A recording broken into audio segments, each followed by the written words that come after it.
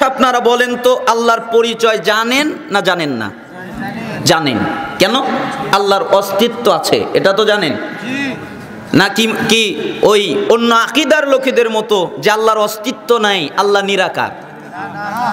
আল্লাহর হাত আছে, আল্লাহর পা আছে, আল্লাহর চেহারা আছে, আল্লাহ কথা বলেন, আল্লাহ শোনেন, আল্লাহ খুশি হন, আল্লাহ রাগান্বিত হন। জান্নাতের সবচেয়ে বড় নিয়ামত হচ্ছে আল্লাহকে দেখা, তাই না? এর মতো সুখকর, এর মতো শান্তিকর আর কিছু নেই। আপনি জান্নাতে যত নিয়ামত পাবেন তত সুখ নয়, তত শান্তি নয়। আল্লাহকে দেখা যত শান্তি।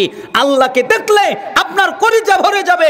আপনি কত বছর যে তাকিয়ে থাকবেন, এত সুন্দর আমাদের দয়াময় আল্লাহ, আপনি দেখতে থাকবেন, দেখতে থাকবেন।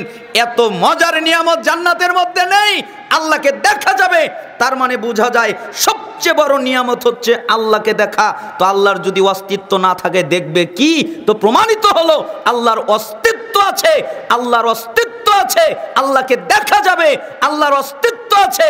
তোমরা এ কথা স্বীকার করো ঠিকই, কিন্তু আল্লাহর হক আদায় করো না। আল্লাহর হক কি? সালাফ তখন ব্যাখ্যা করলেন, আল্লাহর হক হলো একমাত্র আল্লাহর ইবাদত করা, তার সাথে কাউকে শরীক না করা, এটাই হলো আল্লাহর হক। একমাত্র আল্লাহর ইবাদত। কেন? কারণ তোমাকে জানতে হবে আল্লাহ তোমাকে কেন পাঠিয়েছেন, তোমাকে কেন তৈরি করেছেন। এই মাইক কেন তৈরি হয়েছে তা তুমি জানো, আওয়াজ যেন দূরে যায় এজন্যে। ক্যামেরা কে জন্য তৈরি হয়েছে তা তুমি জানো, যেন ফুটেজ নেওয়া যায় এবং এটা বিভিন্ন মানুষের কাছে দেখানো যায়, রেখে দেওয়া যায়। লাইট কেন আবিষ্কার হয়েছে তা জানো, যেন আলো হয়, অন্ধকারে যেন অন্ধকার দেখা না যায়।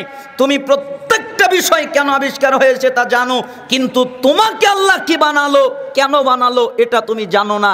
এজন্যই তো আল্লাহ তাআলা বললেন, ওমা খালাকতুল জিন্না ওয়াল ইনসা ইল্লা লিয়াবুদুন, আমি মানুষকে আর জিনকে তৈরি করেছি, বানিয়েছি একমাত্র আমার ইবাদত করার জন্যে। কি করার জন্যে? আমার ইবাদত।